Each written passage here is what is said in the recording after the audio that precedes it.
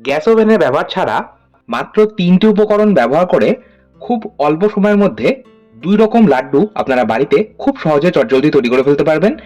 আর যদি আপনাদের মিষ্টি খেতে হঠাৎ ইচ্ছে হয় কিংবা বাড়িতে যদি হঠাৎ কখনো গেস্ট আসে, অবশ্যই এই লাড্ডু বা মিষ্টি আপনারা ঘরে থাকা উপকরণ দিয়ে মাত্র 10 মিনিটে তৈরি করে পরিবেশন করতে পারেন। আসুন তাহলে শুরু করা যাক আজকের ভিডিওটা। এই লাড্ডু বা মিষ্টি তৈরি করতে আমাদের প্রয়োজন প্রধান 3টে উপকরণ। সেটা হলো পাকা কলা, লাগছে আমাদের বিস্কিট। এখানে আমি সুগার ফ্রি বিস্কিট নিয়েছি। আপনারা আপনাদের পছন্দ মতন যে কোনো বিস্কিট নিতে পারেন, তবে চকলেট বিস্কিট না নিলেই ভালো হয়। আর এখানে আমি 12 পিস বিস্কিট নিয়েছি। এছাড়া আমার লাগবে ডেজিকেটেড কোকোনাট। এটা আমার বাড়িতে বানানো ডেজিকেটেড কোকোনাট। আপনারা চাইলে বাজারে কেনা ডেজিকেটেড কোকোনাট নিতে পারেন, তবে ডেজিকেটেড কোকোনাট যদি না থাকে অসুবিধা নেই, আরও একটা উপকরণ আপনারা এর পরিবর্তে ব্যবহার করতে পারেন, সেটা আমি ভিডিওটার শেষে বলবো। আসুন তাহলে শুরু করা যাক আজকের ভিডিওটা। প্রথমে আমি একটা বড় থালার মধ্যে এই দুটো পাকা কলা খোসাটা ছাড়িয়ে নিচ্ছি। এবার একটা কাঁটা চামচের সাহায্যে আমি পাকা কলা দুটো এইভাবে মেখে নেব। আপনারা চাইলে এই কাজটা হাত দিয়েও কিন্তু করতেই পারেন। এই মিষ্টি বা লাড্ডুটা বানানোর জন্য চেষ্টা করবেন বীজ ছাড়া পাকা কলা নেওয়ার। আর দেখুন, যদি এরকম বীজ কলার মধ্যে থেকে যায়, সেক্ষেত্রে আপনারা এই বীজগুলোকে আলাদা করে নেবেন। এবার আমি চলে যাচ্ছি নেক্সট স্টেপে। একটা গ্রাইন্ডিং জারের মধ্যে এই বিস্কিটগুলো টুকরো করে নিয়ে নিচ্ছি। বিস্কিটটা আমরা একটা ফাইন পাউডার তৈরি করব। আর বিস্কিট যদি এইভাবে গুঁড়ো করার আগে টুকরো করে নিয়ে তারপর গুঁড়ো করা হয়, তাহলে একদম মিহি পাউডার তৈরি হয়। আমার বিস্কিটের পাউডার করা হয়ে গেছে। এবার এই পাউডারটা আমি দিয়ে দিচ্ছি আগে থেকেই চটকে রাখা কলার মধ্যে। ফ্লেভারের জন্য আমি 1/4 চা চামচ ভ্যানিলা এসেন্স ব্যবহার করছি। আপনারা ভ্যানিলা এসেন্সের পরিবর্তে ছোট এলাচের গুঁড়ো ব্যবহার করতে পারেন।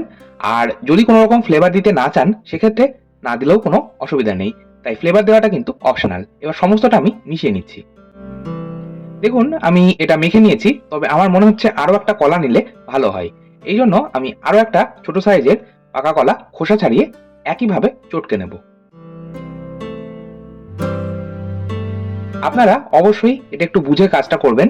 যদি কলার প্রয়োজন হয়, মানে ঠিক মতন একটা বাইন্ডিং না আসে, একটা ডো মতন তৈরি না হয়, সেক্ষেত্রে একটা কলা আপনারা ব্যবহার করতে পারেন।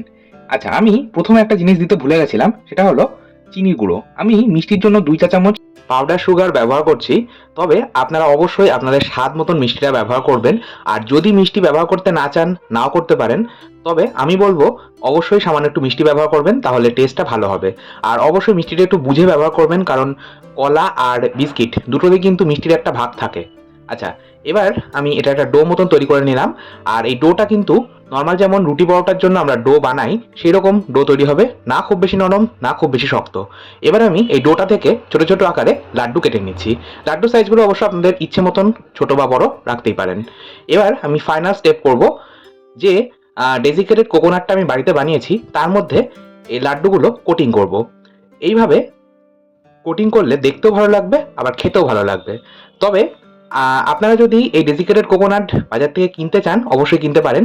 আর যদি আপনারা বাড়িতে বানাতে চান, আমাকে অবশ্যই কমেন্ট বক্সে জানাবেন, আমি কিভাবে বানাতে হয় সেটা পদ্ধতিটা শেয়ার করব। যাদের কাছে ডেজিকেটেড কোকোনাট নেই বা বানাতেও চান না, তারা এইভাবে গুঁড়ো দুধের মধ্যে কোটিং করতে পারেন। আর এই গুঁড়ো দুধে কোটিং করলেও কিন্তু খেতে ভীষণই ভালো লাগে। আপনাদের যেটা সুবিধা হবে আপনারা কিন্তু সেইভাবেই এই লাড্ডুগুলো তৈরি করতে পারেন। 2 রকমভাবে লাড্ডুটা তৈরি করলাম। কোনো রকম গ্যাস ওভেনের ব্যবহার ছাড়া খুব চটজলদি মাত্র 10 থেকে 12 মিনিটের মধ্যে লাড্ডু তৈরি হয়ে যায়। আপনারাও বাড়িতে এইভাবে বানান, খান, পরিবারের সকলকে খাওয়ান। আর যদি আপনারা বাড়িতে এই রেসিপিটা ট্রাই করেন, অবশ্যই আমাকে ফিডব্যাক দিতে ভুলবেন না কেমন হয়েছে আপনাদের লাড্ডুগুলো। আজকের মতো তাহলে এই পর্যন্তই। আবার চলে আসবো নতুন কোনো ভিডিও নিয়ে, নতুন কোনো রেসিপি নিয়ে। আচ্ছা, এবার আমি আপনাদের এই লাড্ডুগুলো একটু কেটে দেখাবো। আজকের মতো তাহলে এই পর্যন্তই। আপনারাও ভালো থাকুন, সুস্থ থাকুন। ধন্যবাদ।